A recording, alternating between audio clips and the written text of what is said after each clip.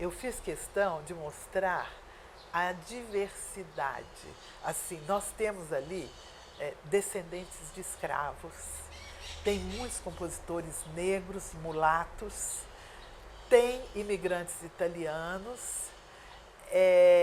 tem pessoas, vários deles eram microempresários e tocavam em banda, então eram pessoas da classe média de Uberaba ou até grandes empresários, sobretudo os italianos. A colônia italiana aqui existia eram associações, né? A Fratellanza Italiana e uma outra também, duas ao mesmo tempo, tal a quantidade de imigrantes, e imigrantes assim, que militavam como arquitetos, como grandes construtores, que deram uma cara nova com esses casarões, essas construções de maior vulto. Eles deixaram muita coisa importante, e musicalmente também. Então, agora, na hora de colocar no livro, eu procurei uma linguagem fácil de quem está contando uma história. Não é uma biografia. Né? Então, desde o nascimento até tudo que era publicado, assim, ele sai de uma banda infanto-juvenil, passa a atuar na banda de adultos, dali vai tocar nas orquestras ligadas aos cinemas e confeitarias da época. Então, eles têm muitas formações diferenciadas, transformam-se em jazz band a partir de 1930 para ter mercado de trabalho. Muitos deles foram embora de Uberaba. Franca e Ribeirão Preto eram as duas cidades mais próximas, que a maioria deles, quando partia daqui, ia para essas cidades. E os que ficaram na história do Brasil, né, assinalados na história do Brasil, foram embora até meados da década de 1920 e construíram uma vida, sobretudo na capital da República, que na época era o Rio de Janeiro.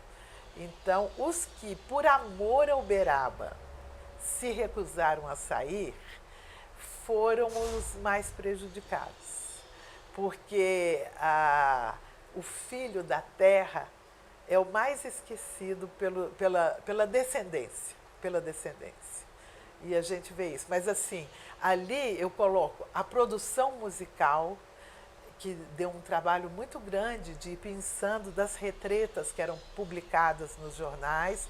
Então, eu consegui inúmeros títulos com o gênero, se era tango, se era uma valsa, se era marcha, um dobrado.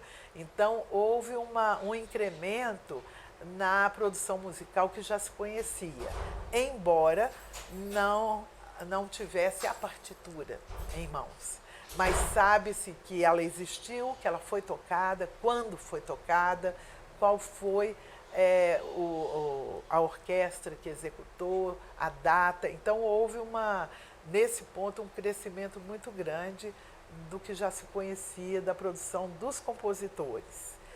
E detalhes dos problemas que eles enfrentaram, e até a morte, e a repercussão dessa morte na comunidade local e fora daqui. Então, aí você vai vendo essa importância como era respeitada Uberaba, da virada do século XIX para o século XX. Para mim, todos são importantes porque foi um elo, uma corrente que foi só crescendo graças aos pioneiros. Então, eu acho que o mais difícil é ser pioneiro. O que eu poderia dizer, assim, os mais representativos pelo legado que deixaram, existe um que quase eu nunca tinha ouvido falar antes de fazer a pesquisa, chama-se Elviro do Nascimento, de uma família de músicos. Eram 4 irmãos e todos eles eram músicos. Ele e Benedito, seu irmão, eram maestros e compositores. Então, o Gilberto de Carvalho assombra pela produção enorme e pela quantidade de todos os grandes cantores da era do rádio, todos gravaram e gravaram muito as músicas do Gilberto Carvalho. O Antenógenes Silva também é uma produção assombrosa, de cerca de 800 peças, de todos os gêneros, e foi 2 vezes premiado no exterior como o melhor acordeonista mundial, na Itália e na Áustria. Você vê um Pedro Vieira Gonçalves que, graças a essas pesquisas, eu consegui descobrir que ele tocou na Semana de Arte Moderna de 1922 e pertenceu à banda do Pixinguinha. Era considerado entre os maiores chorões do Rio de Janeiro. Ele não era conhecido aqui e veio diversas vezes, foi recebido na estação da Mogiana pela população que se orgulhava das notícias que chegavam do Rio de Janeiro, da excelência desse músico. O outro negro representante da comunidade africana, que foi o Benedito Chaves, apelidado de Guru, graças ao violão elétrico dele, que tocava pelo Brasil afora, ele foi tocar na Bahia, em Salvador, e Dodô e Osmar foi assistir a apresentação dele e pediram licença para pesquisar o violão que ele tocava, que ele mesmo tinha fabricado. Graças a essa pesquisa, eles fabricaram um protótipo igual e melhoraram esse protótipo e gerou o trio elétrico na Bahia. Então, na base do trio elétrico tem um uberabense. E foi a própria dupla que referendou informações que eu tinha lido em outros violonistas.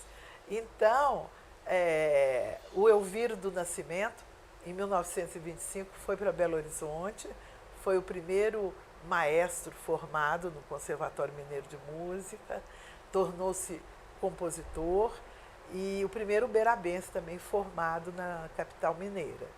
E ele foi o continuador da obra do Francisco Nunes, que é o maior nome da capital, um maestro e compositor de Diamantina, que foi para lá no início da capital. Então, se a gente pensar que Belo Horizonte começou a ser construída em 1897 e que Uberaba já tinha a primeira banda em 1815, Uberaba, na primeira década do século XX, tinha uma movimentação artística muito superior à da capital. Então, e olha que eram estradas horríveis, estradas de terra que vinha de lá para cá, mas é impressionante quando eu faço a comparação do movimento, que chegavam companhias italianas que iam até Ribeirão Preto e de lá vinham até aqui, trazendo operetas, óperas, a companhia italiana completa descia em Santos e vinha para essa região. E Uberaba era o ponto, era a capital do Triângulo Mineiro. Uberlândia ainda era Uberabinha, né? Alguns dos nossos músicos iam para lá, trabalhavam certo tempo e retornavam. Iam para Araxá. Então, toda essa região aqui estava nas mãos dos músicos uberabenses.